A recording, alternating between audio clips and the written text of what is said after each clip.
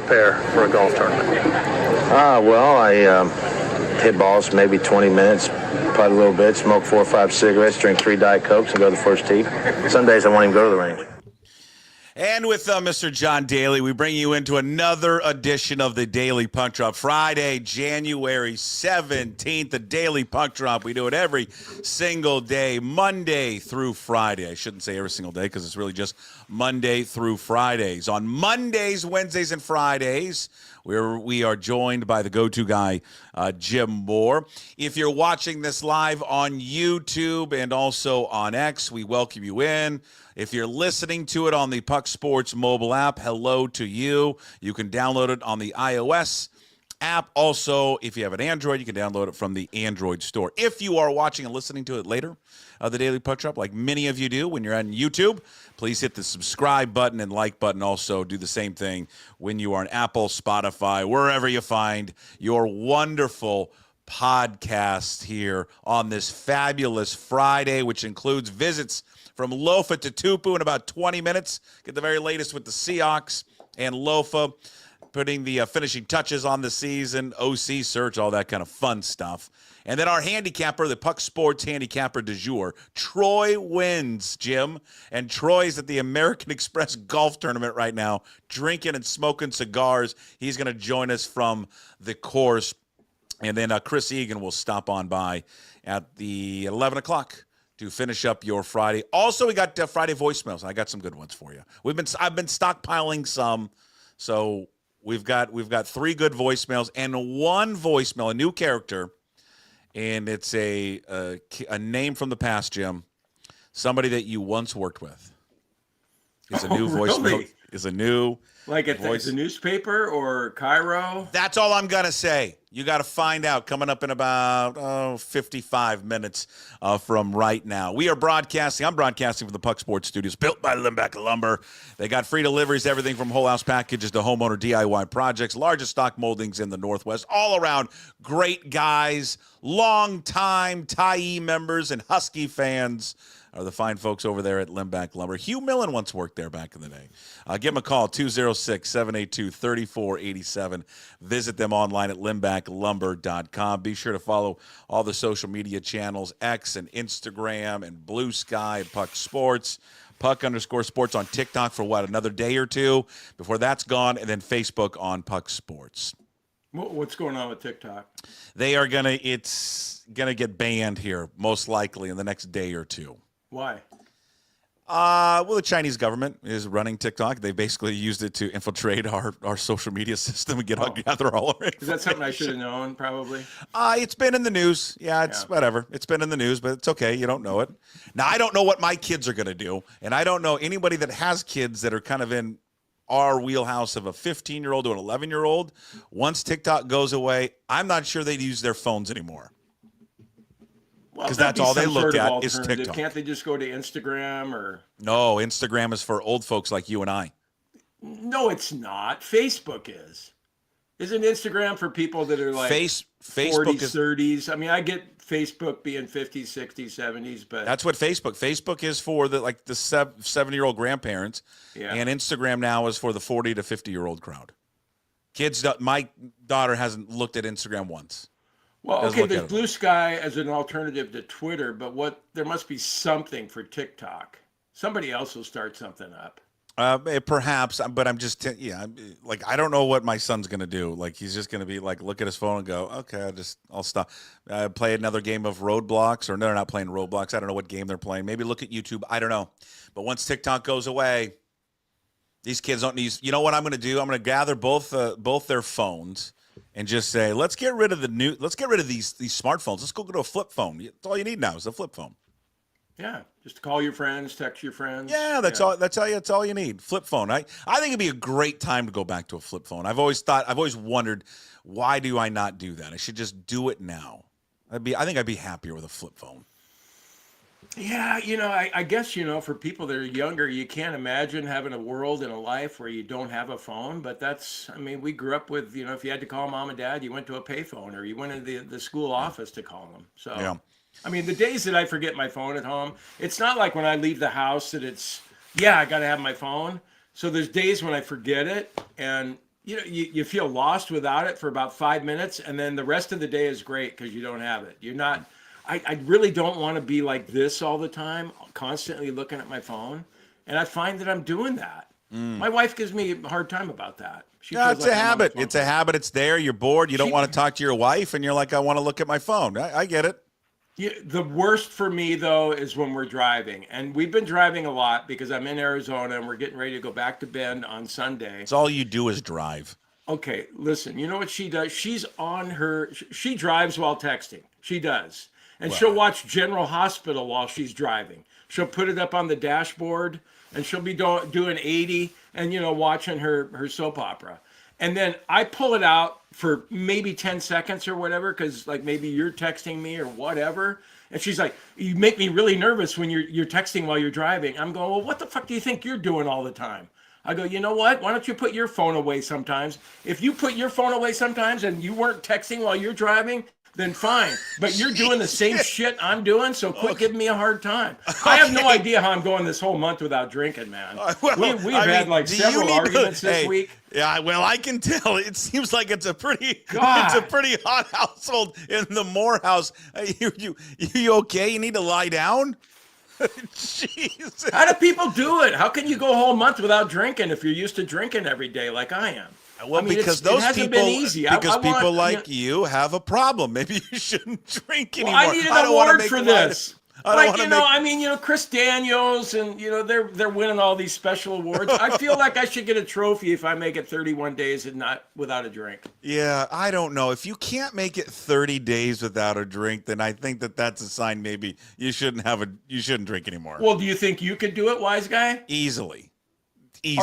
Well, have you done it? Yeah. When? Oh, I don't know. When was the last time you went 31 days without a cocktail or a beer?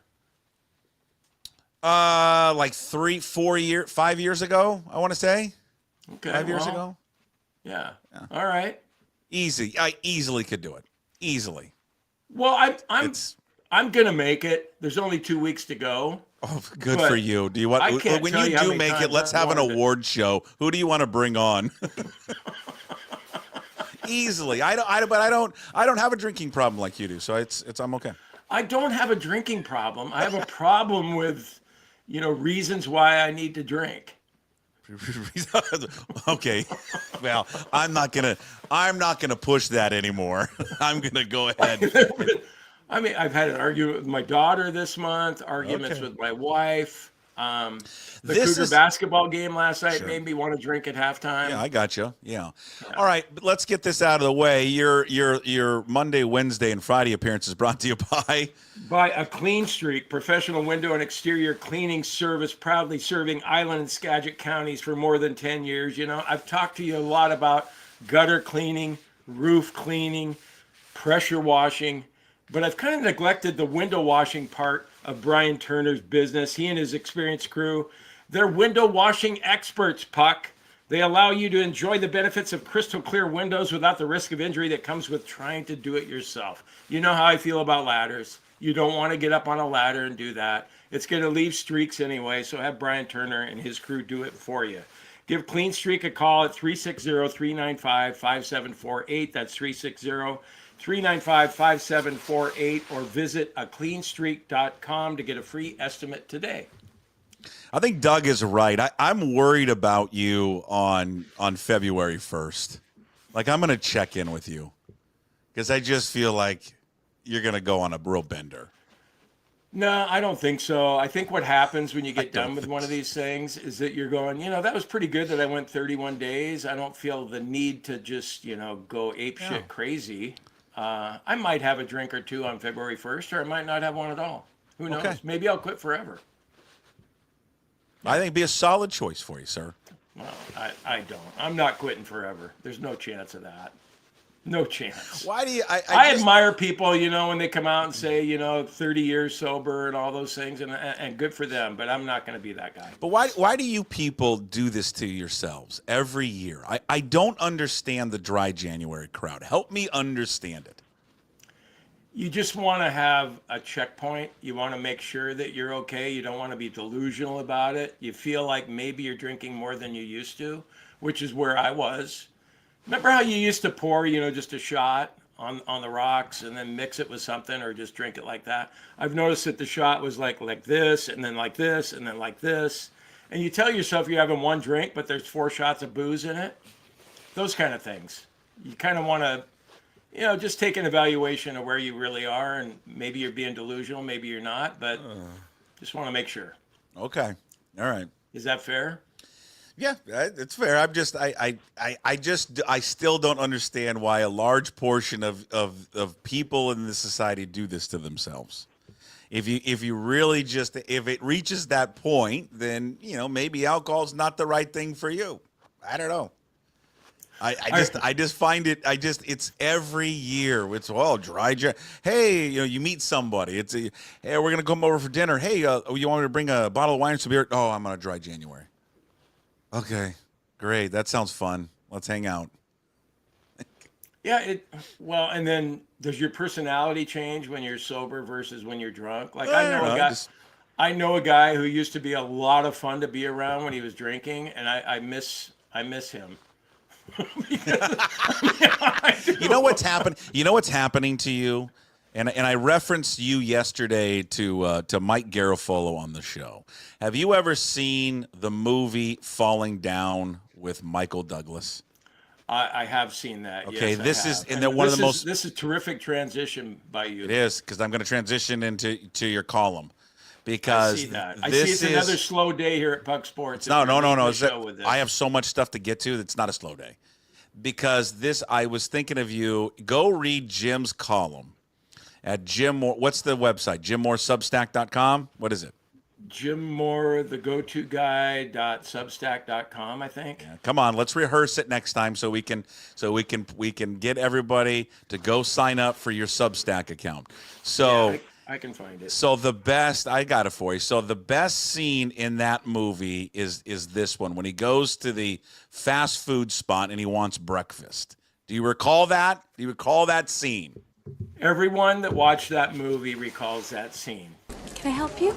Yes, I'd like a ham and cheese omelet. We stopped serving breakfast, but we are on the lunch menu now. I want breakfast. Well, you can't have it. We're not serving it. So you said. Is that the manager? Yeah. Could I speak to him, please? Sure. Rick, there's a customer that would like to speak with you. Yes. Hi, I'd like some breakfast. We stopped serving breakfast at 11:30. Have you ever heard the expression, the customer is always right? Yeah. Yeah, well, here I am, the customer. That's not our policy. You have to order something from the lunch menu. I don't want lunch. This is I want Jim Moore. breakfast. Yeah, well, hey, I'm really sorry. Yeah. Well, hey, I'm really sorry, too. Rick, could I have my breakfast, please? Yes, sir. Sheila? If you've never seen that movie, Michael Douglas Falling Down, go please watch it. Do yourself a favor and watch it this weekend. It is one of the all-timers. So when I read your column the other day on your Substack account, and we'll share it right here, the Jim Moore, the go-to guy .substack.com. And the title of it is, I'm a proud cyber dunce. Digital this, digital that, high-tech crap, streaming 6-digit codes, blow it all up. This is a fantastic piece of art, because that's what I do believe this is. This is art, what you wrote. And you have the best part about this column, Jim, is your frustration with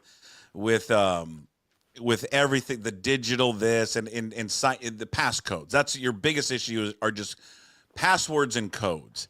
And in your hatred for it, you have sabotaged any opportunity to be a substitute teacher for the Bend School District. Well, yeah, and just, for most everyone who hasn't read what I wrote there, and I appreciate what you had to say about it. But yeah, my frustration level just reached, yet another high point the other day when I was applying for a job at the Bend School District as a substitute teacher. I just kind of want to have a, fill in, and maybe some Tuesday morning they call me and say, hey, Jim, can you come teach, Jennifer's U.S. history class for the day? Well, sure. I like kids. I think I could stand up in front of a classroom and do a fairly good job and, make a couple $100 while I'm doing it. But I was told, I didn't get my application in properly.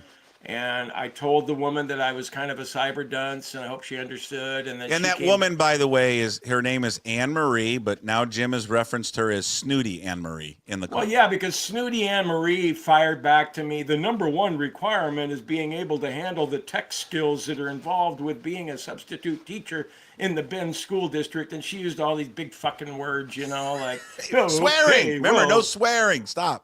Well, no, I know, but I'm just sitting there thinking, well, wait a minute. Shouldn't the number one requirement be that I can handle a group of kids and do a good job in front of the classroom and maybe write a few things on the whiteboard, make sure I have the lesson plan laid out for them.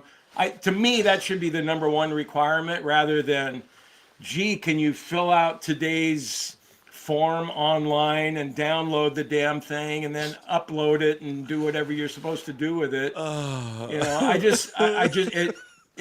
It angered me so that I fired back a response. The times when you're not supposed to hit the send button, but you do it anyway. That was one of those times. So your opportunity to become a substitute teacher in Bend School District is essentially over. I think so. If Anne Marie reads my email and she passes it along to the next person who's supposed to evaluate then reads the call and then reads the column, and I'm going to assume she's not going to be too happy being called Snooty Anne Marie. Probably not. But I didn't at that point. I didn't care. I'm a guy who's looking for a job but not really wanting one anyway. So. I want that on a T-shirt. Hey, I'm a guy looking for a job who really doesn't want one. You sound like those hobos underneath the Ballard Bridge with the cardboard. Hey, I don't really want a job. Someone pay me. No, but I've got experience doing this because for the last 6 months I was applying for jobs that I didn't want because it would have interfered with the unemployment of $821 I was getting from the state of Washington. Man, I want to meet Snooty Anne Marie. I can't wait. Can't wait. Just the email, you could just. You just heard all of the, well, then you might not be the kind of candidate that we're looking for, Jim. And I'm thinking to myself, honest to God, I'm thinking, I'm the kind of person you want in front of your classroom. I'd make it fun for the kids. They would enjoy it. And if they wanted to take advantage of me like we all did when we were kids, the substitute teacher, oh, God, spit wads and doing whatever you wanted. I don't care. Would you bring the dogs would probably come in? Oh, probably, yeah. Yeah, of course. They wouldn't be on their leashes. Yeah, they'd be running around the classroom. The kids would go home from my class and go, God, hey, Mom, Dad, we had a substitute teacher today. Some old guy with white hair, but he was cool, man. And he brought his dogs in, and I know I've got a dog allergy, and I was sneezing everywhere. Now I'm peeing out my butt, but, it was fun. It was great times. No, so they're missing out on what I think is a golden opportunity to have me work for the just Bend because School you District. couldn't fill out a password correctly. Yeah, well, don't we all get aggravated by that? Here's the deal. Here you have one of those iPhones, right? You have an iPhone? Yeah. Yeah. You know that little note, the little notes you have in your phone. You know that little. There's an app. There's not an app. There's like a feature on your iPhone that's a notes app. Open up your phone. Do you see the notes app? No, I don't know what the hell you're talking about with the notes app. Okay, this is why What's it look like? People like you. Okay, I'm gonna hold up my phone. Do you see? Under the weather. Look at Jim. I see my Apple Wallet. Jim, I know how to use the Apple Wallet. Jim, look at my phone. Do you see under the weather app, there's a little notes. It looks like a little notepad. Do you see that? Well, I'm looking on your at my phone here.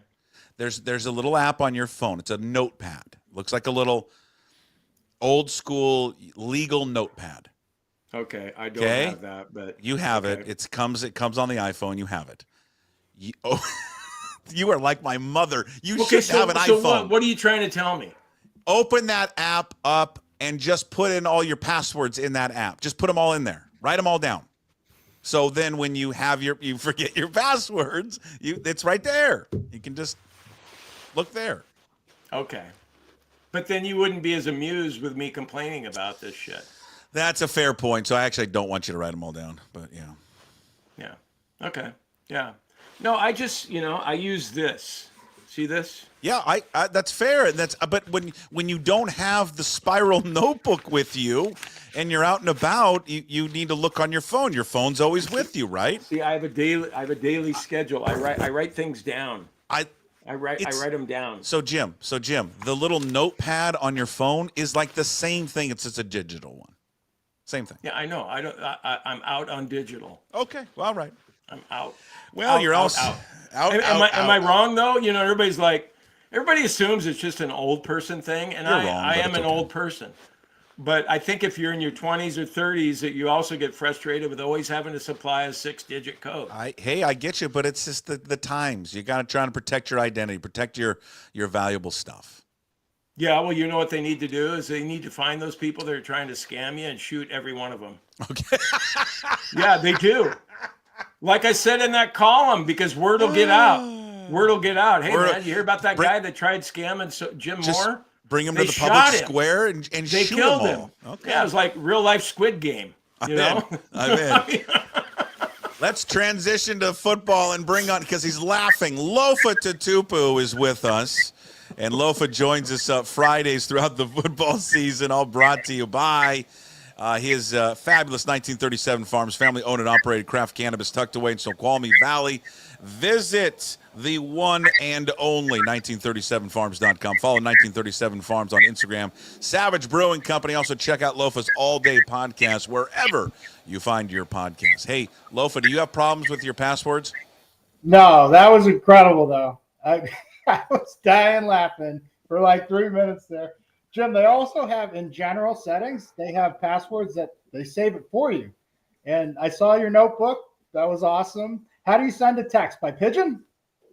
Hey, don't talk down to me, Lofa. I don't give a shit that you're some Seahawks legend. You know what? I'm a legend in this damn town too, okay? You are. Treat me with respect. We're trying, hey, smarter, not harder. Let's work smarter, not harder. No, I don't send text by pigeon, wise guy. You know he doesn't. Hey, Lofa, here's something. He doesn't keep anyone's phone number in his phone. He just goes by memory, and then he forgets everyone's number, and then he doesn't know who he's talking to. No, then you can go up to that little search thing and then type in their name, and then it'll give you the number. Yeah. Oh, yeah. I was going to be impressed if you, but no, that technology has made us soft, right? Like I used to remember. You used to have to remember everything. Like if you had to use a payphone, call collect, and then your parents would never answer. They would just be like, "Okay, he needs a ride." So they'll come pick you up. Hey, do you still remember your original home phone number? Yep. Yeah. And I go back to the day when it wasn't just numbers; they were known as letters.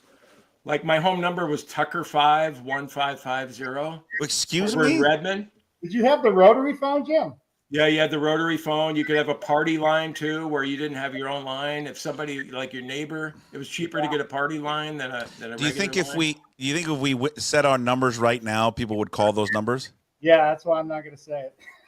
Like Bellevue was Sherwood 7 or Glencourt 4. Really? That's weird. Yeah, and then the G and the L on the rotary phone was like, 7. I don't know, but yeah, So you just didn't have a 10-digit number? Like I'm confused. No, don't you remember back in the day where you didn't have to put the 206 or 425? Yes. Oh, okay, yeah. I got you.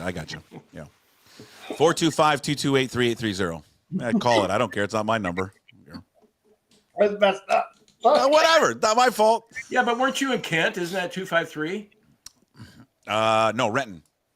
Oh, okay. Renton. All right. Fairwood. Fairwood. Well, I'm glad you were amused at that little segment there, Lofa.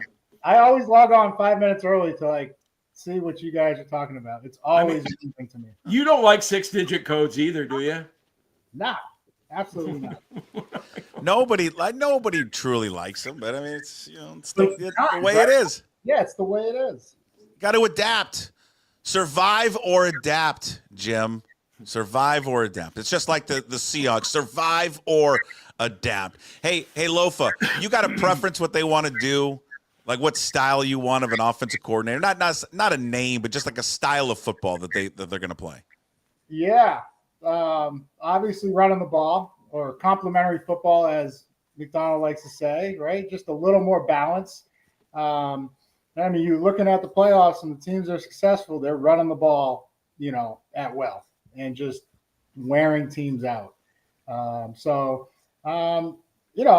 just the creative style that, McVay, his tree with Shanahan and those guys know how to get players in space, right? With speed.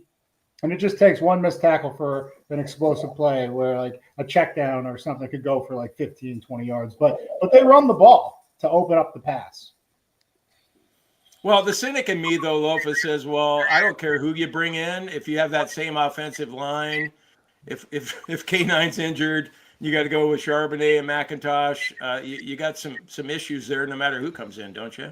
No, I understand that. That's fair to say, fair assessment. But I just look at there's a couple games where we did run the ball well, and it was the style because I think, especially at the college level, like football has gotten so watered down and so easy to where the offense is just turning their head to the sideline. Okay, that's the play.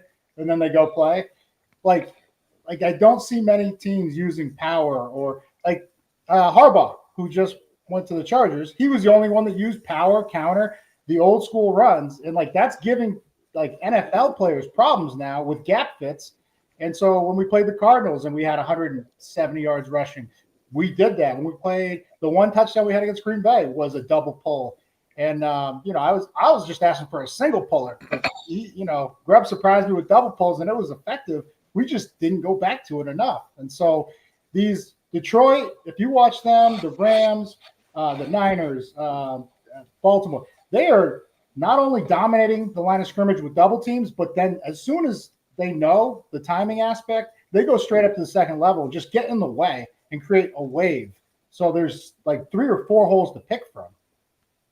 Is there the requirement aspect of calling plays in the NFL that important to you? Do you want an offensive coordinator that has already done it at the NFL level, or that doesn't matter? I would appreciate if he did because that wouldn't be his first rodeo.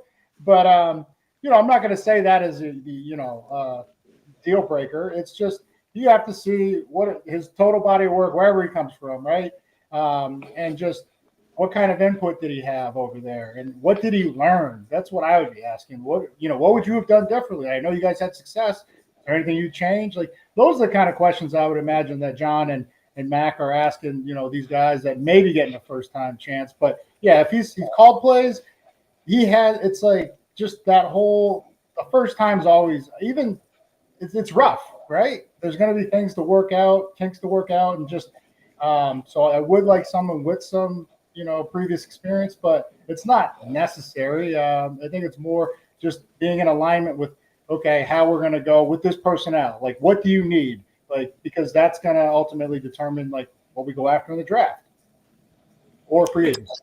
Yeah, the new guy that's coming in, obviously replacing Ryan Grubb. If you had advice for Ryan Grubb for his next job interview, what would it be? Because it's so strange to go from where he was at Washington, being one of the best offensive coordinators in the country, to where he is now.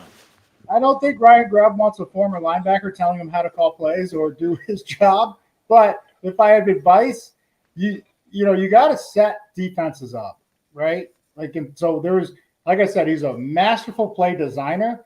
He broke them out at the wrong times. So the timing aspect of like when to call those things, like we couldn't against the Rams. You can't go under center and do a play action drop back. We got sacked and then we got pressured and threw one away like twice in a row because we hadn't run the ball from under center. Like, so as a defender, I'm sitting there like, well, I'm not biting on any play action. I'm just, if anything, I'm going to line up a little deeper because they haven't done anything to threaten me with this formation. So that would be the one, critique or criticism I would impart to him is like, you got to, it's like a counter puncher. Like you got to, set some things up and then in boxing and then you throw that feint and then come with the overhand right or something like otherwise it just doesn't work. They're just like, I'm not threatened by that. What do you make of the whoever they hire? Obviously, they're going to have a lot of great skill position players to deal with, right? We'll get on the offensive line's a whole other thing, but you assume all those guys are back. Let's assume, let's just say that Lockett's not back, but you're talking about 2 running backs, obviously Walker and Charbonnet, and then Geno, he's back, and then DK and JSN. What about the crowd that wants to entertain the idea of trading DK Metcalf? I think that's what just makes us fans, right? We don't realize how valuable that guy is in terms of, eating up double teams on a consistent basis and just being a threat to score anytime he catches the ball running full speed. So, it'll hurt to lose Lockett, just that leadership aspect. But if we get rid of DK, okay, well, you better get a lot in return. You better get at least another receiver that's capable, because we still don't know if JSN could be a number one. Do his numbers look like a number one? Absolutely. He wasn't the main threat to opposing offenses. I mean, you have to show a level of consistency for 2 or 3 years before they start game planning to stop you specifically. Yeah, Puck brought up a good point though, Lofa, earlier this week, or maybe it was last week. I forget. He has so many good points that they just kind of all run together. It's a skill. But Super Bowl wise, you're looking to win the Super Bowl. I think we all agree on that. But you don't necessarily need a star receiver to do that, and Puck has the stats to back that up. I mean, Jefferson's the last marquee guy to be eliminated there with Minnesota. So, I mean, can you justify paying DK $30 million a year given that? No, but everybody has their own philosophy on how to build a team and what success, reaching that game looks like. But I'll always say, you go back and I don't even have to do the research. I bet you in the trenches, those winners were hell. Like they kicked the hell out of people on the offensive, defensive line.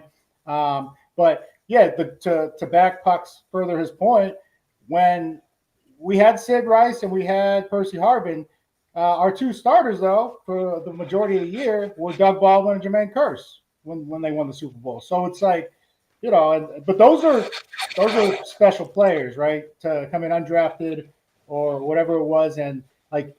What they were showing me was they were blocking kicks on, punt and running down special teams, doing the dirty work. So you knew when they got their opportunity, they were going to be ready for the big moment because there was an element of toughness that was, they both possessed. Yeah, I mean, just if you look at the one part of it is like the last 2 years, right? You've got arguably the greatest quarterback of all time, right? There'll be a debate when Patrick Mahomes decides to walk away. Like they didn't have a stud wide receiver. You go back 3 years ago with the Rams, I guess you can say Cooper Kupp is a number one. With that, you go back when Brady won it with Tampa Bay, Mike Evans. But there's far more examples of Super Bowl champions who just have not had that true elite number one where they pay them that way. And I'm not saying you can't do it. We may see it this year. I mean, the Eagles may win it. They're paying A.J. Brown legit money and Devontae Smith. Or the Lions win it, and, St. Brown makes a ton of money. Now, that's not – he's a part of it, but the reason that they would win it was because their offensive line and their running game. And they got 2,000-yard rushers damn near with Gibbs and Montgomery. But, so I'm with you on that. It just – the way it's built – a Super Bowl champion team's built. It's rare to see. And like to your point with AJ Brown, they played in the Super Bowl against the Chiefs several years ago and they lost. And now they go and get Saquon with that offensive line, and he rushes for 2,000 yards, and they have a much better chance of winning it. Of course, but then he's upset about it. He's upset because I'm convinced AJ Brown would rather have 10 catches for 170 yards and 2 touchdowns and lose, rather than have 1 catch for 15 yards and win a Super Bowl. That's the way, again, that's how he comes off to me. Now, maybe I'm wrong, but that's how he comes off to me. I hear you. I don't know him, so I have no, opinion on it. But well, what would you do as a teammate? Let I me got just who's to blame, though, Puck. It's that damn Rod Tidwell and Jerry Maguire. Yeah, show me the money. But, yeah. What would you do? Hey, Lofa, let me jump in. What would you do as a teammate if you saw him reading a book on the sideline? Would that annoy you? Times are different. I would have lost my mind. I don't think I would have been able to control myself. And, thank God I'm not playing today because, he's bigger than me. And but it probably would have been a fight. I don't know how long I would have lasted in that fight. But, that's tough. I thought maybe it's some kind of a book deal or marketing scheme. I thought he might have wrote his own book. Hey, let's get it out there. But hopefully he got paid because that became an Amazon bestseller, right? So, but yeah, that's tough to. You saw Devontae Smith just look who, Devontae played for Saban. Yeah, I can't imagine Devontae ever break a book out on the sideline. But it's just, you know what? I'd rather that than an unnecessary roughness or a penalty that he's gotten in the past, right? So maybe it's trying to be open-minded here, but it's really tough when we're in the heat of competition, and you're just. Luckily, I'd be on the field if he's on the sideline, so I wouldn't have to see it. Hey, Lofa, I guess we all assume that Geno's going to be coming back, and I don't know, there's different points of view on that. But boy, when you look at the alternatives out there, the draft doesn't really have quarterbacks that you feel are can't miss guys, and then you draft an 18th anyway. I was looking at the free agent quarterbacks who are available. Nobody stands out there. I guess Darnold did until 2 weeks ago. How much do you think Darnold hurt his his potential payday with how he played the last 2 weeks? The last 2 weeks, I would honestly say, probably went from $50 million to $30 million a year. That big of a drop. What do you think he lost there? Yeah, he was seeing ghosts again, wasn't he? It was that look and no answer to overcome it. And it's not just on him. You got Aaron Jones and Cam Akers, and I think Aaron Jones is averaging 4.5 a carry. We're just not going to run it. I don't understand that.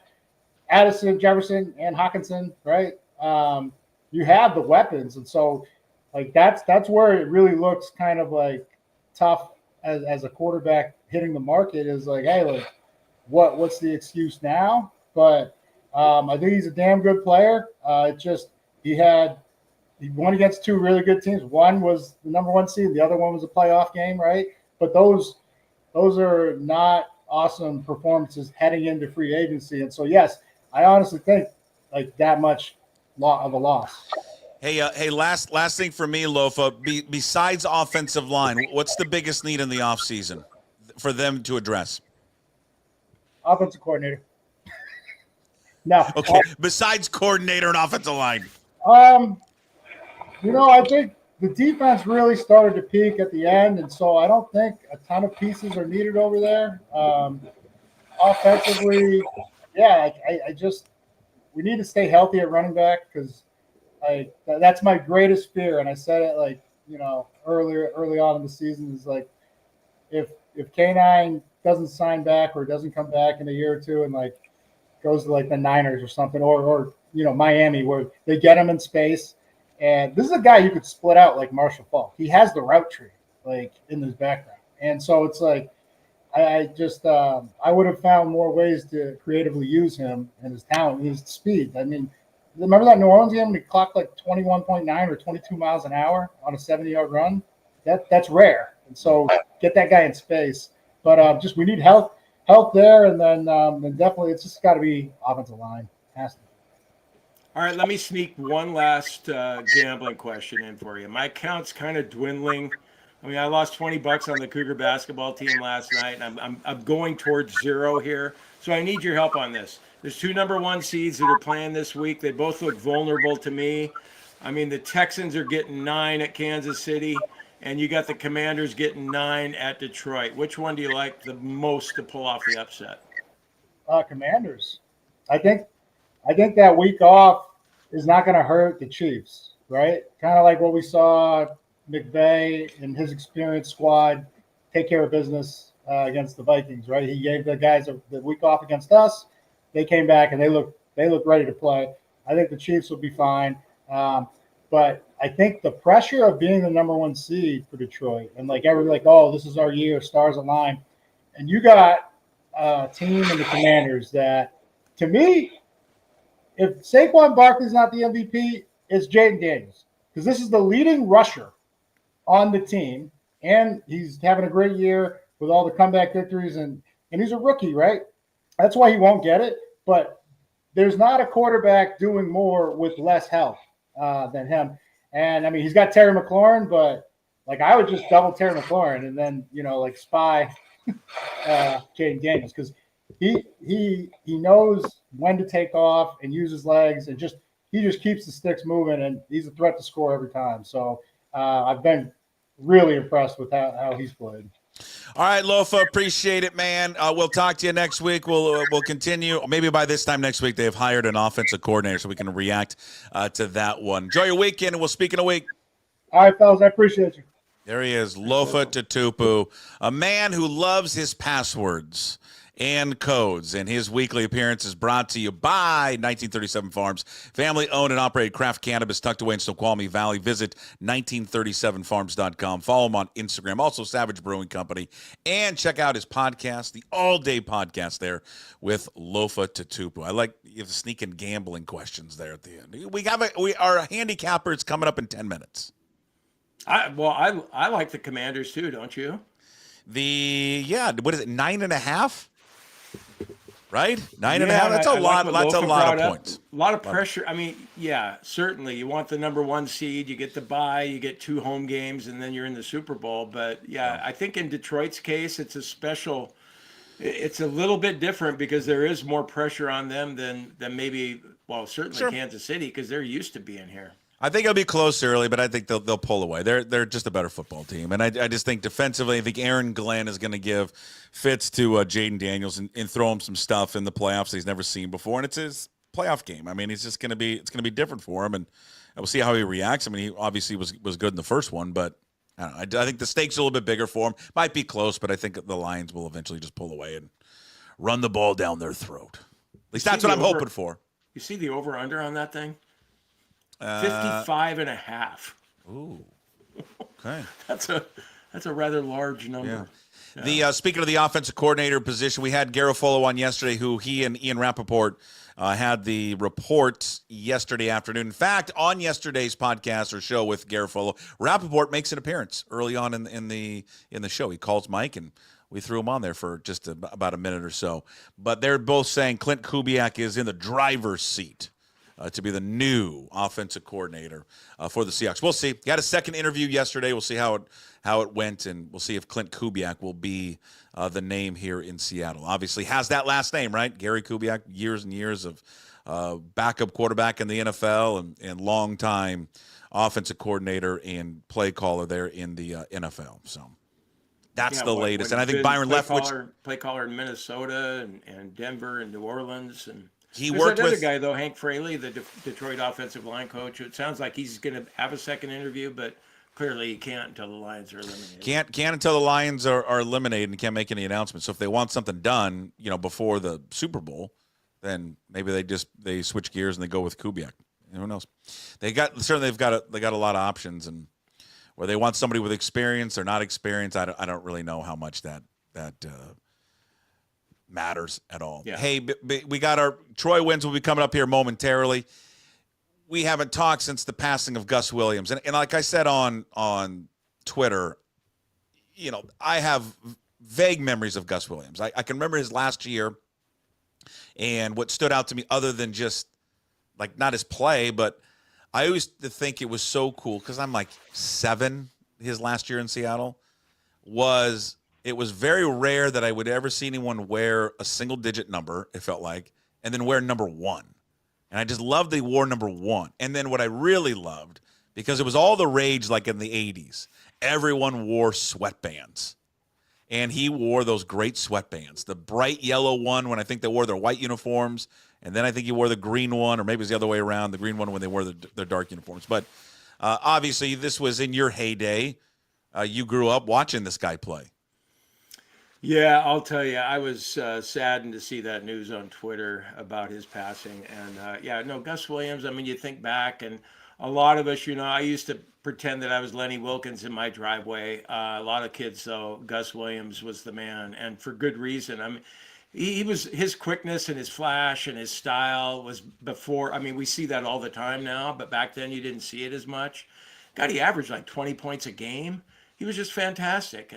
And those 2 seasons, the 77-78 season when they went all the way to the finals after starting the year 5-17. I mean, Gus was a big reason why they made it as far as they did, taking the Bullets, the then Washington Bullets to 7 games, and then getting over the hump the next year. And all of us who are old enough to remember, we know where we were when they won Game 5 there back in Landover, Maryland, against the Bullets again. And Gus Williams was a huge reason why. I mean, they just had such a terrific team, but he was the leading scorer and the flashiest guy, and nobody could stop him.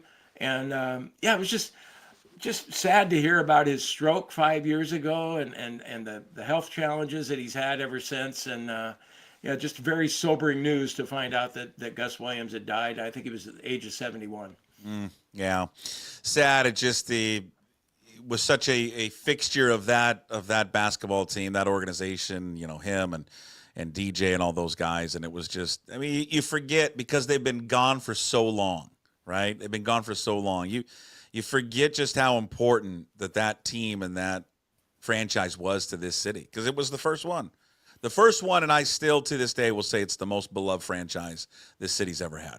And I think that will be the case when they come back. You know, I'm kind of getting goosebumps here thinking about it. And because I go back to thinking going to Game 7 in 1978, and they lost that game to the Bullets. And God, there was a play like with Wes Unseld and Mitch Kupchak where it went between somebody's legs, and I think Kupchak got it, and a 3-point play, and we were all ready to celebrate.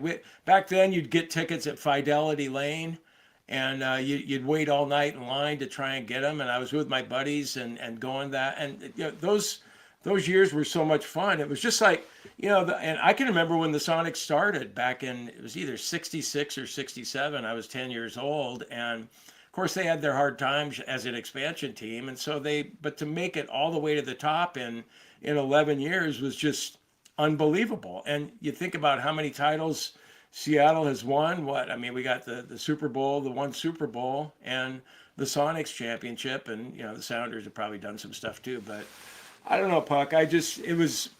It's weird to think you're that old, you know, when you see that somebody like Gus Williams is 71 and no longer with us. All right, let's beautifully said, by the way. Gus Williams passing away this week at the age of 71. Let's get a handicap in all the games of this week. And the first time we've talked to PuckSports handicapper Troy Wins, TroyWins.com. He is on a golf course, but that's not a shocker. But he is in the American Express tournament down in Palm Springs with a cocktail. What hole are you on, Troy? We are on 16 right now. We just saw Harry Hall putt for par. We'll be on the 17th all day today, but we are on 16 right now for you. Did Harry make it? Did Harry make the putt? Okay, because I got Harry this week. Oh, do you really? Okay. Yeah. Okay. I don't know what he's at, but right now, but it's an interesting tournament. Your boy Joel Damon's in the hunt. I see that. Hey, do you ever work, Troy? This is work. This is work. No, it's not. Absolutely, Jim. Come on. You can do everything from your phone nowadays. This is work. Let's see. You got a cocktail in your hand. What are you drinking? We're doing vodka splash of cran today. Oh, good for you. Vodka splash of cran. Go find Adam Hadwin, and tell him he needs to pick it up. He's 200 today. He's 5 under overall. But just tell him to get going. Tell him Puck needs him to at least finish top 10, please. Well, I had a great pick. I had Adam Schenk, and he withdrew. So you got to love when you make a pick and the guy just withdraws before the turn. I'm so sick of that. Why are these guys withdrawing left and right? It drives me nuts. I heard you and I were texting earlier about this because I've had buddies that have gone down there. Everybody wants to go right to the Waste Management. I heard that's a great tournament to go to because, one, weather's good. The field is getting better and better every year now, that field, but then it's not crowded. It's does not that crowded, check all the guys. boxes? It's unbelievable. I can tell you right now, I'm on the 16th fairway. I'm probably the only guy out here. No joke. Which one are you at? I'm on the 7. We have a suite on the 17th hole for $220. All you can eat, all you can drink, and you're on the 17th hole. That's the total? Hold on. Wait a minute. There's 3 courses. Which one are you on? We're on the Pete Dye Stadium course today. Okay. And is that the hardest one of the 3? Yes. I believe so. Yeah. I believe so. It's 17th is the Island Green Alcatraz. The suite is $220 for the day? For the freaking day, all you can eat, all you can drink. And how many people? For how many people? That's a ticket. But we walked in a minute ago and $220 a ticket per guy, and all you can eat, all you can drink. You could do that and booze alone. Yeah. It's a steal. Yeah. Do you ever think to yourself, God, it's good to be me, Troy wins? Sometimes, and until you had the Cougs minus 12 last night. Oh. Well, God, hey, I was right there with you, Troy. Unbelievable. Stay away. Stay away from Guys, him. no joke. It was 16-2. Yeah. And I'm like, this is going to be a 30-point game. Yeah. And then all of a sudden, I saw the score at halftime. It was 27. They scored 16 points in 4 minutes, and then it was 27-25 at halftime. I'm like, what? Terrible. Unbelievable. Don't bet on him. Just stop betting on him. Just I gotta run stop away betting from him. Gonzaga too. Gonzaga. Yeah. Hey, good for the Beavs and the chainsaw. I watched that game. It was a great game. That was a freaking great awesome. game. Yeah. Awesome. Great game. All right. Hey, let's get you back to walking around and boozing, all right? We're going to make this real quick. We're just going to go through these games. Jim, you can volley in. I'll just go through the games. Jim, you can, once Troy gives his pick, you can bounce some ideas right after that. All right, let's go to the first game on Saturday in the divisional round. Chiefs and Texans. Chiefs favored by 8. Who do you like, Troy? I'll be honest, all these games are so tough. I mean, when you're talking these biggest spreads in 3 of the 4 games, it's unbelievable. But I hate to do it. You got to go Kansas City. I thought Houston looked exceptional last week. Their defensive line, led by D'Amico Ryans, they looked good last week against the Chargers. They looked really good. Can they get that kind of pressure to Mahomes? We've never seen that kind of pressure to Mahomes. I'll take Kansas City. They're healthy. They're off the bye. Andy Reid in the playoffs. Patrick Mahomes in the playoffs. I like the Texans 27-17. I like the Chiefs 27-17. Yeah. You like that, Jim? Yeah, put that drink down. God, you screwed up there, Troy. Maybe it's because of the too much It vodka. might be. And not Hey, enough, not hey, enough Troy. cranberry. Don't worry about it. He's just jealous and angry because he's in a dry January. I know he's got a fifth of Jim Beam next to him in that dark room with he's the not blinds drinking. closed. He's got a fifth of Beam. No, I'm He's not one of those- drinking this month, Troy. He's one of those sheep that have to go dry for a whole month to prove Yeah, it something makes to them feel himself. better about themselves. I get it. Yeah, I get yeah, it. that's true. What about Joe Mixon? He's questionable. How much of a difference would that make for the Texans? I imagine quite a bit. I think if he's out, that's going to make a big difference, like you said. But I just think the Kansas City Chiefs, I'll tell you what, I've faded these guys the last couple of years, and that has done me no services. They always step up their game in the playoffs. Give me the Chiefs. They're going to win this game by 10 plus. Who's putting on the green right now? Because he went right into golf voice. Yeah, exactly. I don't know who's coming up here. All right, Lions, big favorites over the Commanders, 9.5. Tricky game here without a doubt because you don't know what Jaden Daniels. Are you going to get rookie Jaden Daniels on the road in Detroit with that rocking crowd? Or are you going to get a guy that looked really good last week against Tampa Bay? I got to take Dan Campbell and the Detroit Lions here. I think it's going to be a shootout. I think the Lions win this game 35-22. Give me the Lions. Yeah, that is, boy. I'm going to take the Commanders in the points though, because I'm buying into Daniels after what he did, all those fourth quarter comebacks, and so. I mean, if the football team's right there in the fourth quarter, we could see an upset. I agree. The Commanders are playing well, but gosh, if you watched them the previous week against the Dallas Cowboys, they did not look good. Jaden Daniels got benched. They looked good against a bad Buccaneer team. I don't know. Give Dan Campbell an extra week to prepare, and Ben Johnson and Aaron Glenn, Detroit Lions in this one. Okay, hey, let's get your phone's kind of crapping out a little bit, but let's just go. Who do you like? Eagles, Rams. Eagles favored by 6.5. I'm going with the Eagles. I know the Rams looked good last week, and they're starting to play a lot better, but give me the cold weather game. Cooper Kupp has not been himself. The last 5 weeks, he's only got 5 receptions. Can you believe it? The Eagles, they're the better complete team. I think they get the job done at home. Eagles win this game 27-16. What about Bills favored or Bills getting one at home against the Ravens? Who do you like in that game? This line is creepy, isn't it? I'll take the Ravens, though. I think offensively both teams are very adequate. Obviously, I think they're very mirrors of themselves. 2 good running quarterbacks, 2 MVP candidates. Defensively, I give the edge to the Ravens, and I give the coaching edge to the Ravens as well. Give me Harbaugh and the Ravens in a close one. 27-24, I'll take the Ravens. Okay, before we get to our dogs of the week, lastly, the national championship game. Notre Dame is getting 8.5 against Ohio State. I think Notre Dame's defense is good enough to keep them in this game. I think it's going to be close, without a doubt. Ohio State, I get it. They've looked phenomenal their last 3 games, and if they complete this gauntlet, they may go down as one of the better teams of all time, taking care of Tennessee, Oregon, Texas, and Notre Dame in their final 4 games. But give me Notre Dame plus the points in this one. It's going to be close. Defensive battle. I like Ohio State to win this one 21-13, but I'll take 8.5 here. Okay, who do you got for your dog of the week? Dog of the week would be Notre Dame, guys. I just think this team, 8.5 is too many points. Their defense is too good. They can run. Guys, I'm getting the 4 call on me here. 4 right. 4 right. Okay, you got your dog. You got Notre Dame. Jim, who do you Notre got? Dame. I just Okay. think this game's going to be close, guys. Marcus Freeman, Mike Denbrock, these guys are well coached. Their defense has been so good in the playoffs. They play a lot like Michigan does. Run the ball, and play good defense. Michigan took care of Ohio State. I'm not going to say they win the game, but 8.5 is too many points for this national title. Okay, Hey, Jim, Troy, who do you like? Can you do me a favor before I give you my dog? Can you chug the rest of that, please? I'm tired of watching you sip. Just Deal. chug the damn thing. Get it all the way down. Don't be a bully. Don't be a bully. Boy. Yeah. Troy a wins coup thing? again. That was a good effort.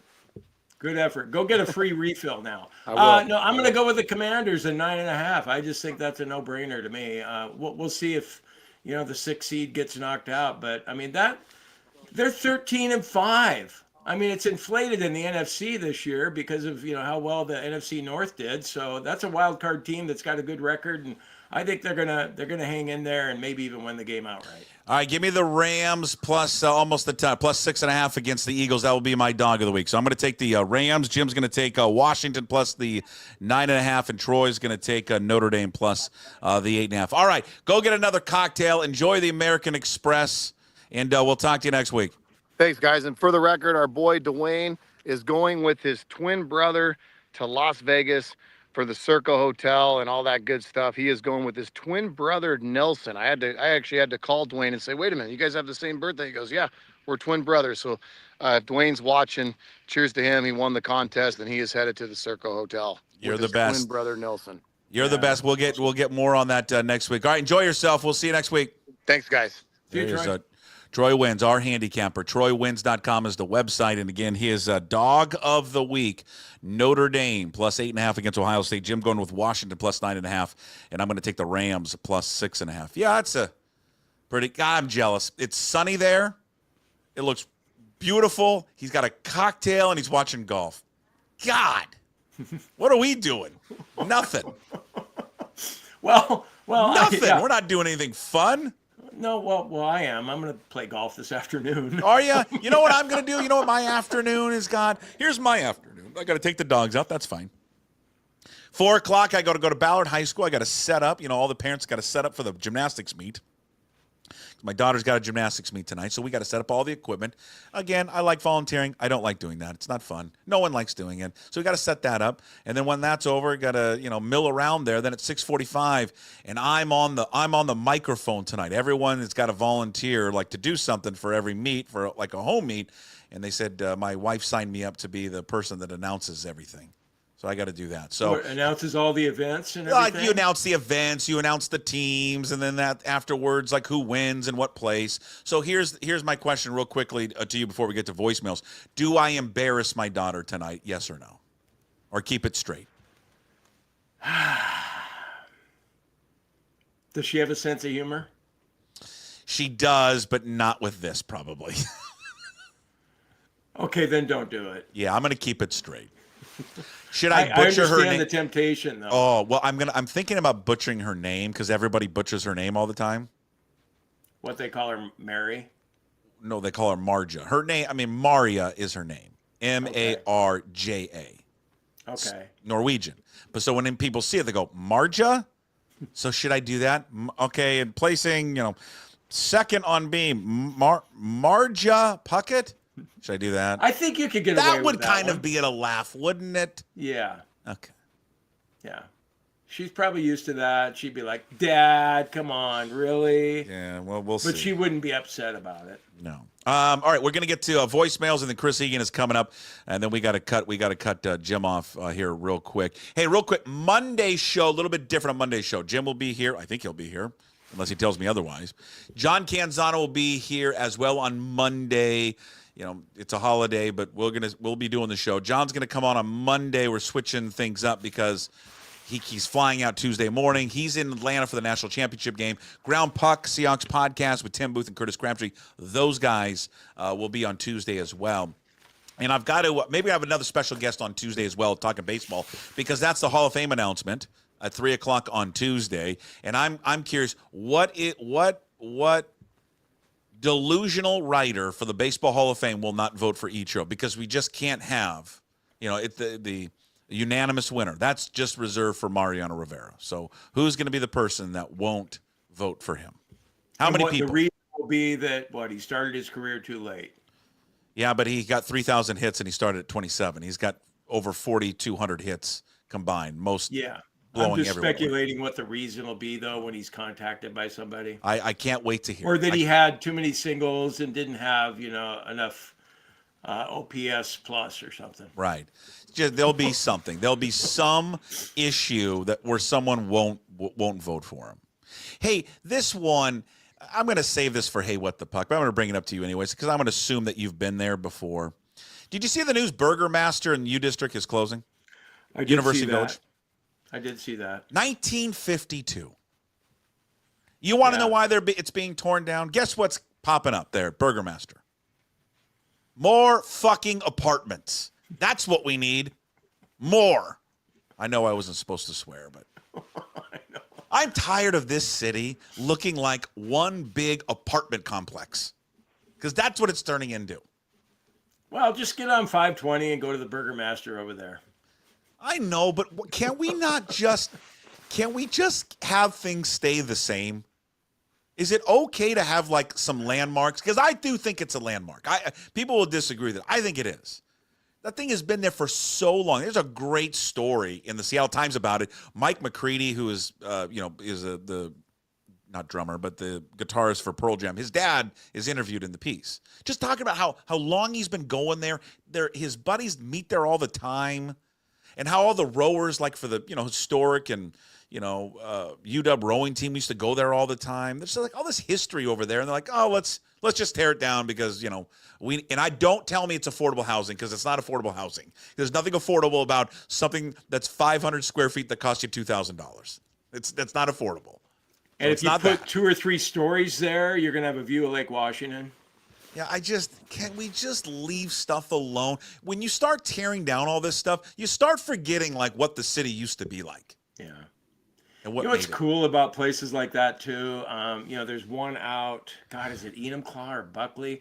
But it's just cool when you can drive in and you got a little speaker, and then they come out. They used to come out on roller skates at some of these places. They still do that at the one on Aurora that's close to me. Oh, do they? Yeah. But doesn't that just take you down memory lane every time you go there? There used to be one between Kirkland and Juanita. I think it was an A&W that, the same thing. Those are so cool. Yeah, you need to keep those. I was yesterday as my favorite bar, old Mike's Chili Parlor. That thing's been around for 100 years. And I'm just thinking, thank God you is still here. Because it's just, and he's been offered a ton of money to sell his place and all that. It's just annoying to me. Yeah, unfortunately, though, Puck, change is inevitable. I mean, you just can't stop it. It's sad, but it's just the way of the world. I've never been into change. I wish Redmond could go back to the way Redmond was when I grew up there. Sure. And it's just a hellhole now, but that's progress, I guess. All right, I got Chris Egan waiting by. Let's do Friday voicemails. We got 3 of them. You ready for them? We've got a new character. We've got 2 new characters, by the way. 3 new characters. And one has recently passed away. You're going to hear from Mike Macdonald. You're going to hear from Dave Wyman. And you're going to hear from the late Bob Uecker. Friday voicemails. Hey, Puckett and more. This is Mike the Mannequin Macdonald. You guys can call me Mannequin Mike if you think about it, right? I just don't really move. I'm like one piece of molded plastic. But nonetheless, we're chasing edges, as I've said from the beginning. I'm chasing a personality, which I haven't quite found. DK's chasing routes that he might not ever finish. But we look at the tape and we like the effort. I talk a lot about shocking effort. That's what we want to see. And the O-line and Geno, they're shocked when the defenders are flying by them and tackling him on 3rd down and long. But Spoon's doing great on the other side. He's our force multiplier. I don't know why I bring buzzwords in from military science and other weird places, but the guys think I'm smart. All right, Hawks, go. More math. Bye. It's a pretty good Mannequin Mike. I'm going to start calling him Mannequin Mike from now on. He's no longer Mike Macdonald. He's Mannequin Mike. You know, I haven't been around enough to know what he's like at press conferences. Is he dull? Is he stiff? Yes. Stiff and dull? Yes. And it's nothing but cliches. And his best phrase word is stacking. Everything is stacking. We're stacking you're stacking wins. Stacking wins. That's all he ever says. Yeah, he's very dull. Very dull. But I mean, it doesn't matter. It's just win games. But yeah, he's not Mr. Personality. Okay. There is that was a good impersonation there. Yeah, there's Mannequin Mike. Next up, Dave Wyman. Geno drops back. He looks. He has time. He throws. It's DK Metcalf. Touchdown Seahawks. Dave, what a play. Yeah, that was a really good play. Geno did a good job stepping up in the pocket. And DK, he's the fastest guy out there. If he gets a step, he can haul it in. He's just great. Just great to watch. So, you work with him? Is pretty good, Dave Wyman. You know what? Dave's a lot more entertaining than that. I mean, we love the Dave. Because you got Rabel over the top. Yeah. You're never going to get over the top from Wyman. I mean, he likes doing radio. He does, and he appreciates having that job and the one there at 710. But when all of it's over, he's not going to miss it. I know that. I know him well enough to know that he's not going to miss it. Well, we love Dave. We love Dave to death. But that's why we make fun of him. He just checked in with me the other day, wondering how retirement was going. Good. So, Good. yeah, I love Dave. All right, last voicemail comes from the late, just passing away this week, one of the greatest personalities we've ever had in Bob Uecker. Hey, Puckett and more. Bob Uecker had to call in since I kicked it this week. I just wanted to reminisce about how much I'm steamed that Jerry DiPoto wasn't a GM when I was playing. That guy would have absolutely loved me. I couldn't hit. I struck out a ton. Couldn't really catch too much, but I'm perfect for him. I used to love hanging out with Dave Niehaus. We'd trade off how many beers we could have during a game, and then who had the best nap in the 7th inning. Take care, guys. Just been outside. That's a pretty good Bob Uecker. Man, I have gone down the rabbit hole of so many Bob Uecker videos this week. Like I'm not old enough to remember all his appearances on Johnny Carson. God, he was so damn funny. And the funny thing about Bob Uecker is this. When Major League came out, I had no clue he was ever a player. I didn't even know he was a broadcaster. I thought he was an actor. I knew he had like a cup of coffee playing baseball, but I didn't know any of that. He was a catcher, wasn't he? Yeah, catcher. He's got a great line. He's like how do you catch a knuckleball? And he's like, oh, well, I just let it go. I let it go. I let it go by me, then I go chase it down at the backstop. That's how we catch a knuckleball. But he was funny. But Puck, is there no shame? The man died this week, and the guy called in anyway. It was pretty good, though. It's pretty good Bob Uecker. I think Bob Uecker I'm giving the guy a hard time for doing that, and yet I'm laughing at his impersonation. Bob Uecker would have laughed at that himself. All right, yes, so three new characters. Bob Uecker passing away this week. Just a legend. Funny-ass guy, man. He really was. And then Harry Doyle. What a great character. Dave Wyman checking in, and Mike the Mannequin. So. Yeah. No, that was a good week for voicemails. Okay, enjoy your weekend, and we'll see you on Monday, okay? Okay, Puck, go Cougs. Yeah, go Cougs. There he is, Jim Moore, with us on Monday, Wednesdays, and Fridays, brought to you by A Clean Streak. My apologies, because our next guest is waiting by. He joins us every single Friday, and we like to wrap up our week with some positivity, some good laughs, and just poking fun at everyone and anyone. And that's why we have Chris Egan on from King 5. It's all brought to you by Fat Zach's Pizza, 3 locations in Sumner, Puyallup, South Hill. Visit fatzachspizza.com for their hours in operations. Follow Chris on Twitter and Instagram, Chris Egan 5. All of his work up at king5.com. My apologies, Chris. Hawk, no worries at all. As I listen to you and Jim, I was stacking up some notes here. So I'm ready to roll. as you guys were talking, I feel like when you two do your show that somebody needs to follow you with some, just, verify some things. There is a burger place. It's not in Enumclaw. It's actually in White River before the big bridge. Actually, it's in Buckley. It's in Buckley near the old White River. What is high it called? School. You know what? I do not know because I didn't have time to jump on to What's check the that, best burger joint down in Puyallup? A lot of people love this burger called Out and About. There's two of them now. Kind of sounds like In and Out. it's pretty much what they're doing. But it's a good burger, gigantic onion rings. But nothing that's been there shake. for like 50 years. Well, I mean, I think when you look at the 50-year one, you got to go over into Tacoma. With Frisco Freeze. Frisco Freeze. I mean, that's kind of legendary. You got Pickwick down in Fife, which has been there forever as well. So I think when you think about the long time establishments, for me, there was a place called Big John's on the North Hill. It's no longer there. Owned by Big John Metzger. It was a great little spot in the 80s. It was basically kitty corner from the Piggly Wiggly. Those were the only, and you guys were talking about change and how Redmond's different and how Burgermaster is going away. When I grew up on the North Hill, there was Big John's Burgers and Piggly Wiggly, and that was it. And obviously things have changed since then. I think when you talk about longevity, you got to go Pickwick or, Frisco Freeze. I think have been there the longest. So, but look at us with our two Sonic hats on. Well, good for you. You know what? You talk about change. You talk about, what sucks is when you get older, when you get to like 51, which I'm at now, is there's too many.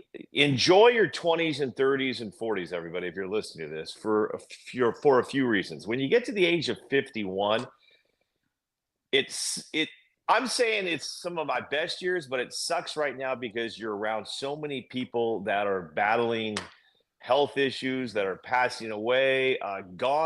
This is why I say stack up those wedding invites when you're 20, because when you get to 50 and 60, you start getting funeral things that you need to go to. And this week, a very sad week, as we lost two greats, more than two greats, but from the sports world, Bob Uecker, and then probably Puck, the first professional athlete I honestly remember. When I look back at my childhood, Gus Williams, the Wizard, number one. I think about all those great moments watching the Sonics. We got the Sonics channel at the Egan house. We used to go to games, my dad and brothers, and I had the poster of the Wizard and the Wizard and Lonnie Shelton. And he's the first, honestly.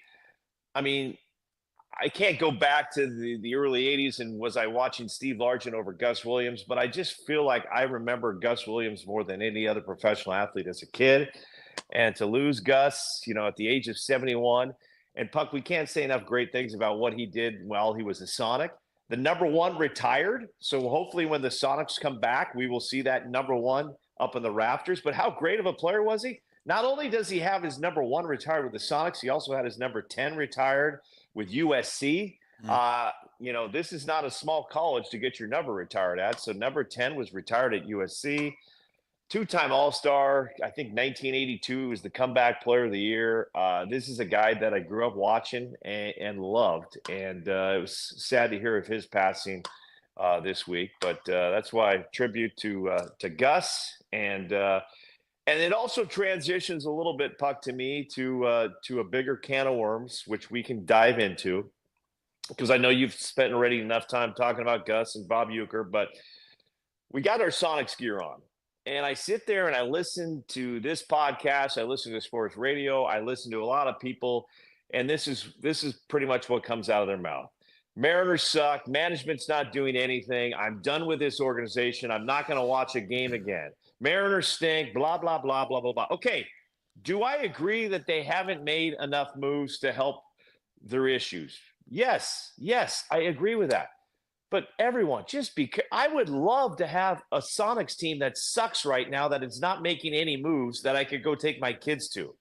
So be careful what you wish for. I'm not saying the Mariners are going to move out of town, but my God, it's baseball. It's still a beautiful sport. I love this sport more than anything.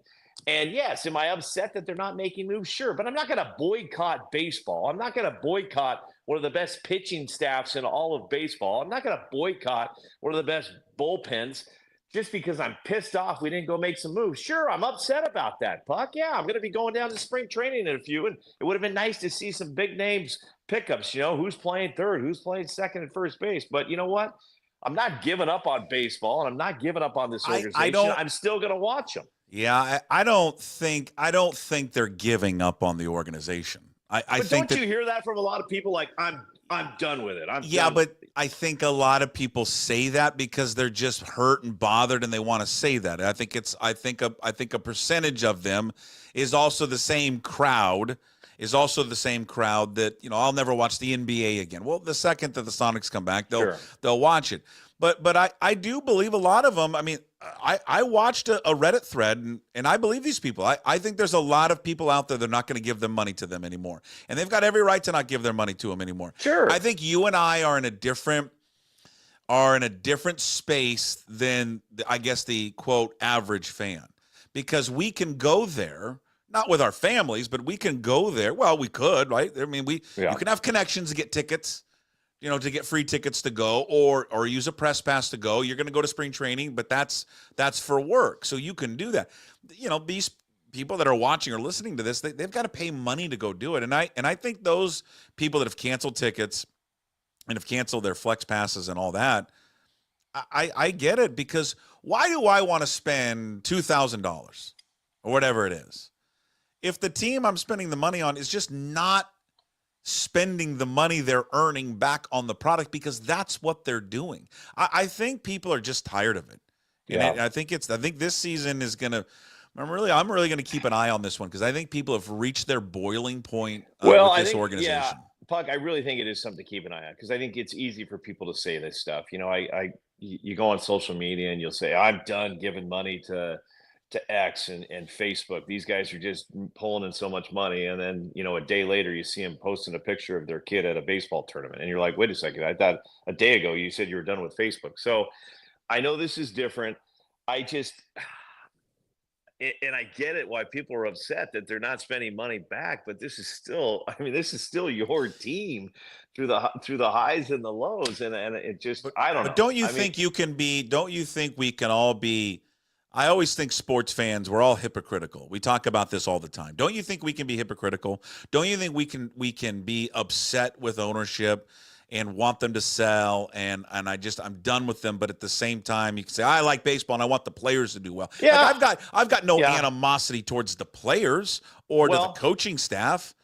And to your point, yes. And maybe in the Pacific Northwest, we need to do this more. When you start looking at franchises that have found success, pretty good run in New York, and what fan base and media base is more on their team than the New York media. So yeah, I mean, I agree with you. I think it's all right to be upset. When people say they're just never going to watch again, I'm just like, really? You're not going to watch? Not going to watch baseball again? I mean, I think it's dealing with the stages of grief. Yeah. I think that's part of it. I think there's some stages of grief for people where, but there's probably a small percentage of people that really won't watch or pay attention anymore. But I don't think it's a large group. I do think people will watch, but I do think that some of them won't go to as many games. I mean, I have a buddy who's a huge baseball fan. Now, he doesn't even have any kids. And so he has married, but the income and financials are not a problem for him that he can go. But I think he went to like one game last year. And he watches it and listens to it, but he's like, why do I invest my money and my time for an organization that doesn't take it serious? I think that's legit. And that's my worry with them, is that they just don't operate it as a sports team. They don't operate as a public trust. They operate it as if they own a factory, and all they want to do is make money. And Puck, you say this year is going to be interesting, and I agree, as the fans are speaking out right now. But this game as well as I do, and you did Mariner post-game shows and pre-game shows, and you understand the MLB. Puck, they have 6 really good starting pitchers. those 6 starting pitchers are going to keep them in the hunt. Can you agree with that? And my question is, maybe they don't make the moves that gets them to the playoffs where I want them to be and you want them to be and everybody around here wants them to be, but will these fans stay away if they're sitting a game out, come August or 2 games up in August, but yet they haven't made those moves? I think therein lies, some of the problems is I think you look at this great pitching staff, which they have. They've done an unbelievable job of cultivating and acquiring talent, but they don't cost anything. And yet they've just sat on their hands and not put money back into the organization. This organization in this market and the amount of money that they pull in every year, it is disingenuous and laughable that they set a $15 million cap for how much money they were going to spend this offseason. That's wrong on so many levels, and they know it.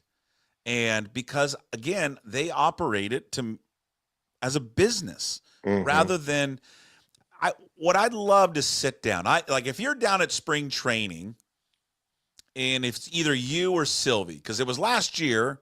Was it last year when Sylvie sat down with Stanton and he gave? Yes, this is why they don't make him available, because he says, well, we don't want to be like the Kansas City Royals where we spend a bunch of money and then, we win a World Series or we go to another one, but then we're not good for 5 years. When he said that to Paul, I'm like, I had already thought this is how they operate, but when he said that, it just cemented it home that they're not serious. Like, of course you want that. Yeah. They went out and won a world championship. They went to another one. And yeah, they had to take a step back, but think about it. They're already better than you. Already.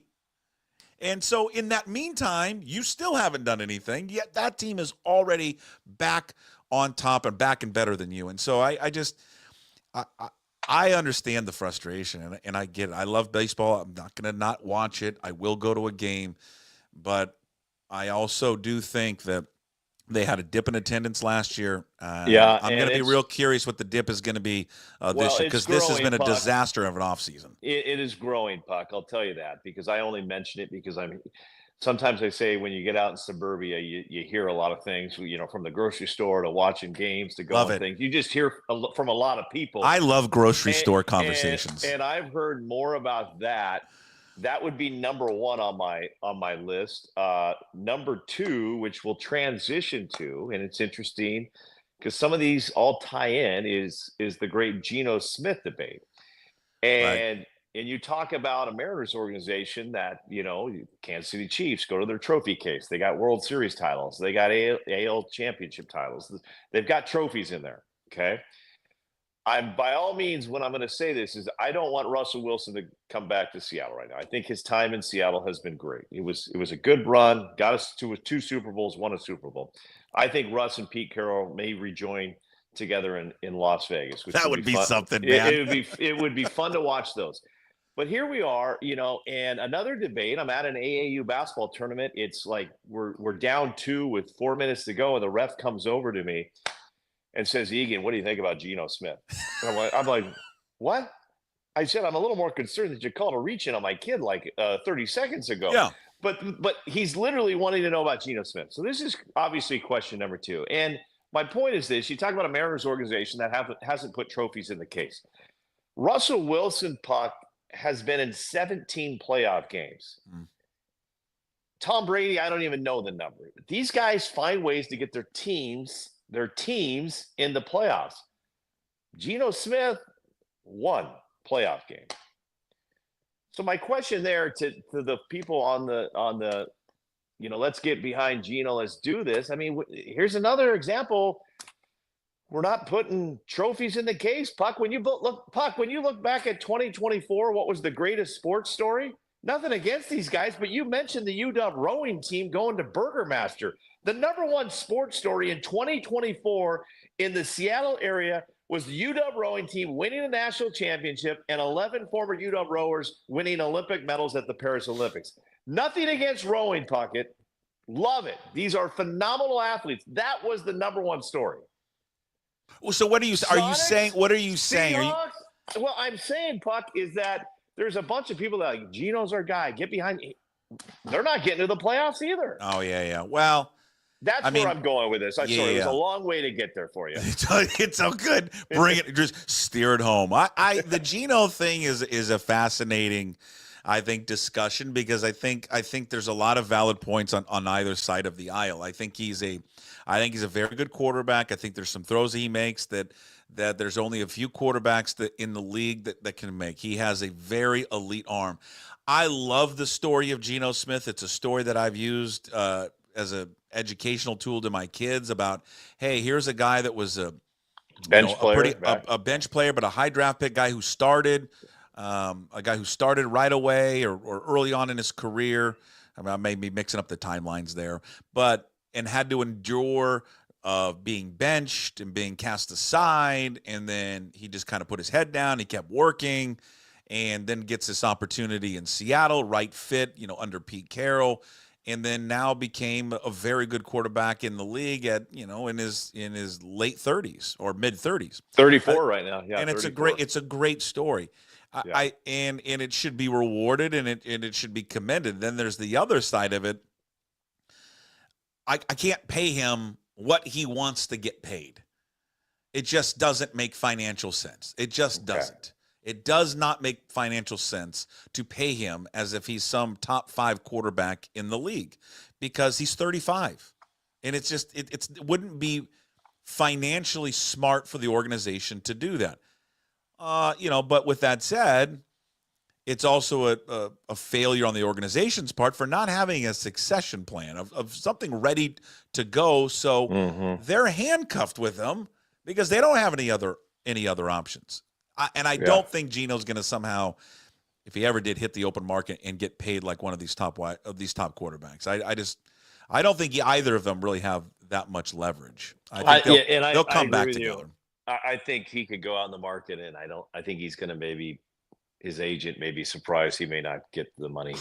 I think they were surprised last time when they tried to play like hardball with him, and then they came back, and it's like, okay, I think what he wants, where he's at now, and maybe a little bit more, is what his value is, and that's okay. And you can't just get blindsided by some of these other huge deals that come down the pipeline, because a lot of that is based on age. He's 35. He's not young like these other guys are.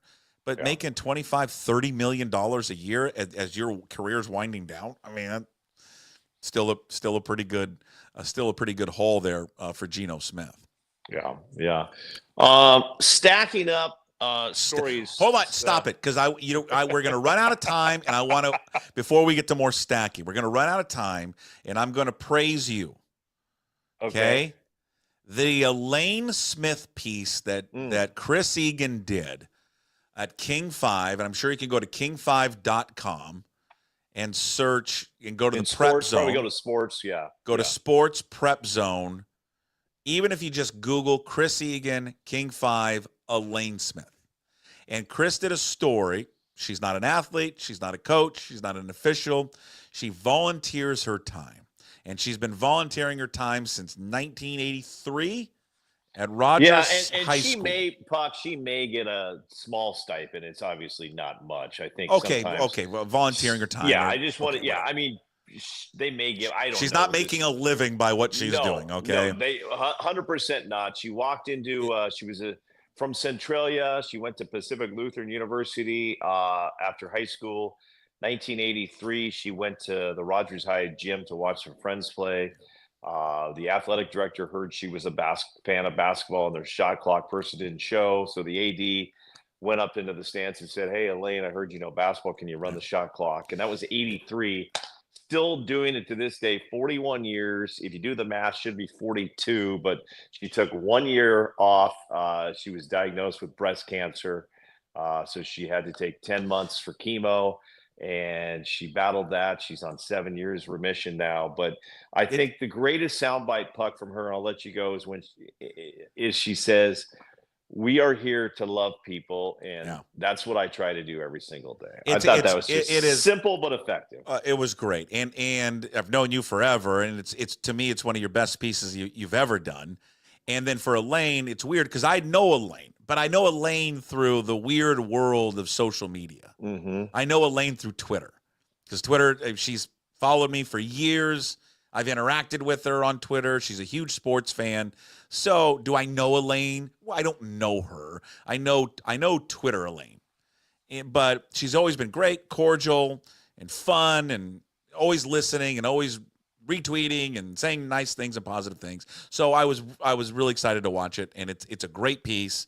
And it's just the small little things about giving back to your community that you live in and watching sports and high school sports and the purity of it. Like tonight, 4 o'clock, I'm going to go and help and set up the gymnastics floor and all that kind of stuff for the Ballard gymnastics team. And then I'm doing the PA tonight for it, and it's going to be a blast. And I'm debating whether or not I should screw up my daughter's name on purpose and all that kind of stuff.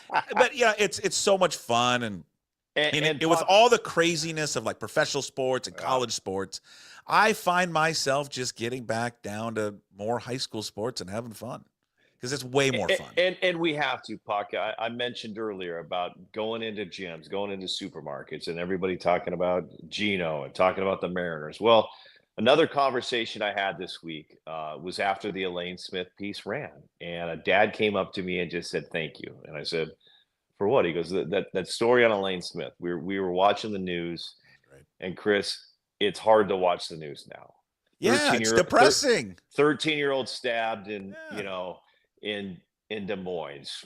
18-year-old shot in Federal Way. 19-year-old found dead in Puwell. 22-year-old, and he said, "God, Egan," he says, "it's just we need more Elaine Smith stories just to share out there and get to the people." And I think that was kind of cool about this story as it aired. And yes, Elaine on Twitter. But to see so many people that I didn't know, like sharing this story about this person, and it was a feel-good story, and you're like, okay, people still do want to hear feel-good stories. And it kind of, then she left a message on Facebook, and it was like, there's many days this broadcast world, it's tough, Puck. I mean, they're cutting back all across the country. Hours are on the, I'm not whining. I'm just giving you a reality right now. And you need moments like that to kind of fire you up for the next day. And it sure did, because the next day I went out and did a story that's going to come out in probably 2 weeks on a girl from Spanaway Lake High School. Her name is Tamia. And I can't wait for you to see this one. She just bowled a 300 game. She is going to Vanderbilt on a full ride bowling scholarship. She's a 2-time All-American. She's currently ranked number 23 in the country in bowling. Her grandpa served in the Army. It's just so many great stories. And I sat down and did the interview with her, and I'm like, oh my gosh, she like Elaine, this young lady is a light. She is a light, like just shining bright on everybody. And then I just sat back, and I've never watched a high school bowling event, Puck. And I watched Spanaway Lake take on Graham Capallison in bowling, and the place is packed, and it was just fun. I sat back and just listened to these are a lot of kids that probably, wouldn't be playing any other sports. They pick up bowling, and there's, I think, 40-something girls on the bowling lanes just having a good time, high-fiving, and here's this Tamia who's 10 times better than probably 99% of them. I think Spanaway Lake has one other girl that could bowl in college, but she's just blended in, acting like all of them, and it was just fun to see. So I'm excited to share her story. Yeah, it's wonderful. I'll be looking forward to that. I know we got to go. We're up against it here a little bit, but hey, give me the Taco Bell shame. Why is your wife shaming you for Taco Bell? I love my wife more than anyone, and she cares for me and wants the best for me. Of course. Incorporated a night moisturizer plan. Everybody needs a night moisturizer plan. Yeah, she's really got me on that now. She's got me doing these Costco greens, drinking greens. Yeah, you look wonderful, by the way. You do. I need to drop about 20 pounds, but you look great. We had a late night. I don't know where I was with Luke, and Mel was there. I think we were playing a basketball. I think we were in a basketball tournament. We were coming home, and we didn't have time for dinner, so I looked the little guy and I said, "Should we do Taco Bell?" And he's like, "Oh yeah, Dad." You're damn Taco right. Bell. Yeah. So we roll into Taco Bell. Luke's got his order. He's got 4 items. He's going nachos Bel Grande. I think double stacked cheesy burrito or something like that. And I'm on there and I'm like, yeah, let's get 2 of those bean burritos. Let's get 2 soft tacos. And then I see they have the 70s, 80s, 90s menu. Yeah, and yeah. Puckett, I love the Mexi Melt. The Mexi Melt for me, the most underrated Taco Bell item. So I throw three Mexi Melts onto the order, and then I saw another item, and I'm like, let's get one of those. I mean, we're still sitting under $30, and this is dinner for three. And then I turn to her and I go, "What do you want?" She goes, "Well, can't I just have one of your items?" I go, "No, I got my items. Get your items." Yeah. She's like, "I can't believe you just got 6 items at Taco Bell." I said, "Honey, you focus on yourself. I'm focused on myself." And Luke's in the back. We are literally getting in an argument over a Taco Bell line. So she gets like one bean burrito and no extras on it. Nothing, Nothing on I'll it. have a salad when I get home. So we get up to the drive-thru and I go, "I want to know where her item is at." And she's still screaming at me like, "I've never been with anybody that's got 6 items before, blah, blah, blah, blah, blah." Just food shaming me in front of my son, in front of the entire Taco Bell staff. Yeah. I think it was $29, Puck. That's all it was. I got home. Damn, is Taco Bell cheaper in the South End? If I ordered all that up here in Seattle, that'd be $100. Yeah, I got it. I think we were under $30. We got back, and here's the good thing. Icy cold Coors Light, put it in the freezer. I ended up having 3 items, put 3 in the refrigerator, took 2 of them to work the next day, had 1 for breakfast. I mean, You're saving money. It was a dinner, breakfast, and lunch. Yeah, and you're doing it right. I saved the family money. I didn't think health-wise it was that bad. I mean, no, bean burritos are the best thing there. We had last night, and you can go quick yay or nay on this one, and you'll be a yay. I love it. We do it often, not as often as I'd like. Breakfast for dinner. I love it. I love breakfast for dinner. Love it. You can't go wrong. A little French toast and maple syrup at night. It's some just sausage. We just went with the like old school pancakes, bacon, eggs. It's just it's so good. You ever sprinkle chocolate chips into the pancakes? Of course. Yeah. Look at me. Of course I've done that. Why doesn't everybody do that? Everybody should do it. Have your greens and have your pancakes. Yeah, Enjoy life. good for everyone. Okay. Right, next week, I'll be more on time. Enjoy your weekend. Hey, all good, buddy. I like listening to you and Jim. It kind of fires me up as you guys stack up your show and then stack up the phone calls. It's kind of fun. So it's good stuff. See you, buddy. All righty. There he is, Chris Egan. Chris Egan 5 joins us every Friday to wrap up our week here on Puck Sports. His weekly appearance brought to you by Fat Zach's Pizza. Go check out Fat Zach's Pizza when you got a second. They got 3 locations, Sumner, Puyallup, South Hill. Visit them at fatzachspizza.com. Go catch Chris's work up at king5.com. When you're there, go find his piece at king5.com on Elaine Smith. Go to Sports and Prep Zone. It is right there. And, of course, if you came in late, full episode of Chris Egan and the Daily Puck Drop up on YouTube. You can listen to the episode as well up on Apple, Spotify, wherever you find your podcasts. And, of course, always up all content at pucksports.com. All right, we wrap up the show, as we always do, with Hey, What the Puck, brought to you by Restoration One of North Seattle. It is your restoration company. Lets you avoid the stress of water, fire, and mold damage with their property restoration services. Locally owned and operated. Make them your first call when damages affect your residential or commercial property. 206-817-8917. Visit them online at restoration1.com, North Seattle franchise. Okay, this is going to be a rant. I'm going to revisit it again. And it goes back to the whole thing with Burgermaster. Okay, why can we just – it's been there since 1952. But they didn't own the property. The guy owned the property, so they found out they've known for a while that it was going to be redone. I think they've known for 2 years. But they found out, 30 days ago, or recently, and they got 30 days to be done. It's a burger joint. I get it. I understand the city's growing. You need more places to live. Can we just – some of these places that have been around for a long time, and you're going to say to yourself, because I can hear the crowd, and someone already on Twitter said exactly what I knew was going to come. We need housing. And it's just a burger joint. I love it's just a burger joint. It's not just a burger joint. It's a place where families and generations of people have been going for a very long time, especially in and around that area and that campus. And my problem with stuff like this is just bigger picture. You start tearing down places that have been around since the 50s. You start losing the fabric of what made this city and this area great. And year after year, not just all the other stuff going down, I don't recognize it a lot. Like all the old buildings and structures that you're used to, gone and changed, and it's more, retail stores on top, on the bottom of apartments. I mean, my God, the entire city is turning into apartments. And it's, when you start removing some of these, and I do think it's an historical building. I know it's not designated as a landmark. You start to lose the fabric of what made this city so great and the appeal to it when those structures go down.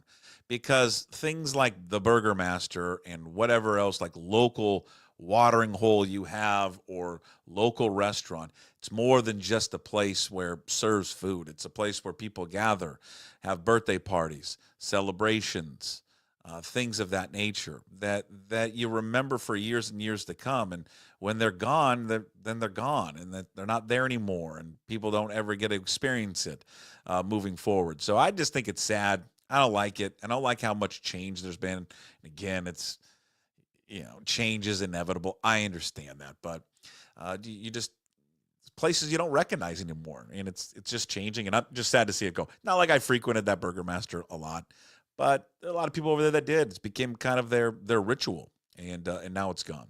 All right. Hey, what the puck? So my point is, stop tearing everything down. We don't need it. We don't need more apartments. It's brought to you by Restoration One in North Seattle. It's your restoration company that lets you avoid the stress of water, fire, and mold damage.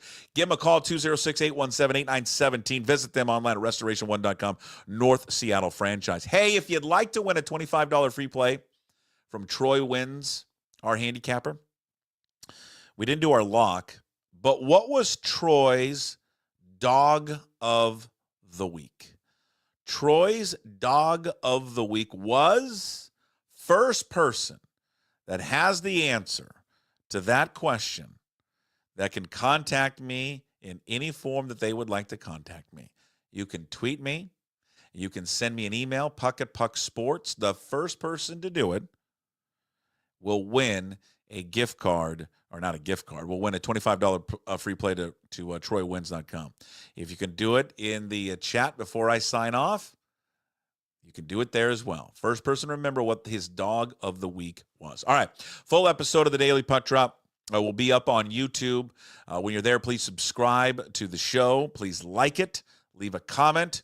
Please pass along to friends. Also, the audio platforms as well, Apple and Spotify, whatever platform you use. We're on all the platforms, including iHeartRadio, by the way.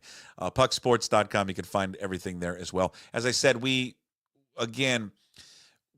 for now, moving forward with YouTube, we'll just post the entire show, and then for some segments, we'll separate it. For Fridays, we'll just post the whole Friday show. So I won't separate any of the interviews like with Lofa or with Troy or with Chris. That will just be a one-stop shop up there. Also, when you're at PuckSports.com, a reminder, become a Pucks Posse member. It's only $5 a month. You get all the free content, stuff that we do daily. As we're kind of winding down into football, we transition into baseball. We've got great baseball guests. I mean, Divish has been joining us every week during the offseason, but Jim Duquette, Bill Kruger, Brad Adam, and some other surprises we think coming down the pipeline for baseball season, as we're a little over a month away probably from that transition. But just $5 a month, and you get a deal for if you sign up for a year. That gets you everything that we do for free. Plus the exclusive content we have up at Puck Sports as well when you are a Pucks Posse member, including our interview dynamic duos with Graz and Gas. The last interview that we did that about a 3 weeks ago, hour and a half visit with those guys, just reminiscing about their radio career. Caught up with a long conversation with Monty Kohler, O'Day football coach. Again, just talking about culture, talking about why he loves coaching, the importance of coaching. All that is up for VIP members, so sign up today. All right, we'll talk to you. We will be on Monday. We'll talk to you on Monday. John Canzano will be on Monday. We'll move the Ground Puck Seahawks podcast, those guys, Tim Booth and Curtis Crabtree, to Tuesday to accommodate there for John because he's covering the national championship game. So we'll see you Monday. Everybody have a wonderful weekend. Thank you for another fabulous week of watching and listening. Without you, we couldn't be doing this. So thank you very much. And as always, promise to be better. No shoes, no dice. Would anybody like to smoke some pot? Yeah. I was born to love you. I was born to lick your face. I was born to rub you. But you were born to rub me first. What do you need my address for? We'd like to send out a mailer. Mother of mercy, I don't speak Japanese!